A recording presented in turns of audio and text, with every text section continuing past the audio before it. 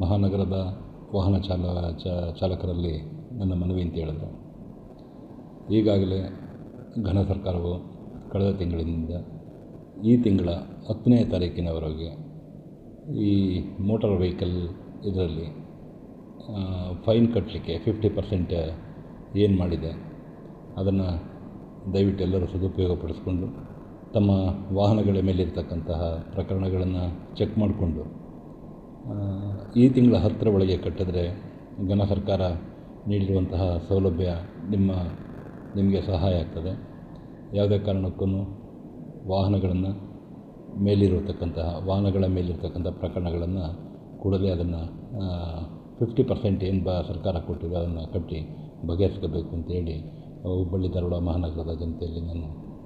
ಮನವಿ ಮಾಡಿಕೊಡ್ತೇನೆ. ಜೊತೆಗೆ ಹಾಗೆ ಮತ್ತೆ ಪ್ರಕರಣಗಳು ದಾಖಲಾಗದ ಹಾಗೆ ಪ್ರತಿಯೊಬ್ಬ ಸವಾರರು ಸಹ ಹೆಲ್ಮೆಟ್ ಹಾಕುವಂಥದ್ದು, ಆಮೇಲೆ ಗಾಡಿ ಓಡಿಸ್ಬೇಕಾದ್ರೆ ಮೊಬೈಲ್ ಉಪಯೋಗಿಸದೇ ಇರುವಂಥದ್ದು, ಅದೇ ರೀತಿ ಟ್ರಿಬಲ್ ರೈಡಿಂಗ್ ಹೋಗದಲ್ಲೇ ಇರುವಂಥದ್ದು, ಅನ್ನೆಸರಿ ರಸ್ತೆಗಳಲ್ಲಿ ಪಾರ್ಕ್ ಮಾಡಿ ಬೇರೆಯವರಿಗೆ ರಸ್ತೆ ಯೂಸರ್ಸ್ಗೆ ಸಮಸ್ಯೆ ಮಾಡುವಂಥದ್ದು, ಇಂಥವುಗಳನ್ನೆಲ್ಲ ಮೋಟ್ರ್ ವೆಹಿಕಲ್ ಪ್ರಕರಣಗಳನ್ನು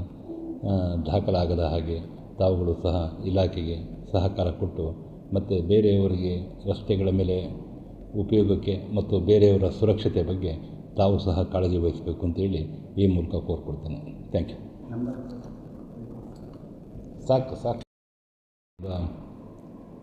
ಮಹಾನಗರದ ವಾಹನ ಚಾಲಕರಲ್ಲಿ ನನ್ನ ಮನವಿ ಅಂತ ಹೇಳಿದ್ರೆ, ಈಗಾಗಲೇ ಘನ ಸರ್ಕಾರವು ಕಳೆದ ತಿಂಗಳಿನಿಂದ ಈ ತಿಂಗಳ 10ನೇ ತಾರೀಕಿನವರೆಗೆ ಈ ಮೋಟಾರ್ ವೆಹಿಕಲ್ ಇದರಲ್ಲಿ ಫೈನ್ ಕಟ್ಟಲಿಕ್ಕೆ 50% ಏನು ಮಾಡಿದೆ ಅದನ್ನು ದಯವಿಟ್ಟು ಎಲ್ಲರೂ ಸದುಪಯೋಗಪಡಿಸ್ಕೊಂಡು ತಮ್ಮ ವಾಹನಗಳ ಮೇಲಿರ್ತಕ್ಕಂತಹ ಪ್ರಕರಣಗಳನ್ನು ಚೆಕ್ ಮಾಡಿಕೊಂಡು ಈ ತಿಂಗಳ 10ರ ಒಳಗೆ ಕಟ್ಟಿದ್ರೆ ಘನ ಸರ್ಕಾರ ನೀಡಿರುವಂತಹ ಸೌಲಭ್ಯ ನಿಮಗೆ ಸಹಾಯ ಆಗ್ತದೆ. ಯಾವುದೇ ಕಾರಣಕ್ಕೂ ವಾಹನಗಳ ಮೇಲಿರ್ತಕ್ಕಂಥ ಪ್ರಕರಣಗಳನ್ನು ಕೂಡಲೇ ಅದನ್ನು 50% ಏನು ಸರ್ಕಾರ ಕೊಟ್ಟಿದೆ ಅದನ್ನು ಕಟ್ಟಿ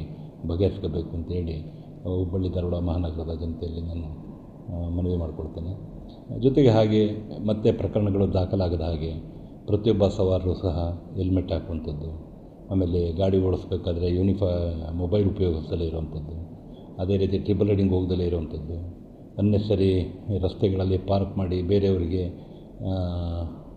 ರಸ್ತೆ ಯೂಸರ್ಸ್ಗೆ ಸಮಸ್ಯೆ ಮಾಡುವಂಥದ್ದು, ಇಂಥವುಗಳನ್ನೆಲ್ಲ ಮೋಟ್ರ್ ವೆಹಿಕಲ್ ಪ್ರಕರಣಗಳನ್ನು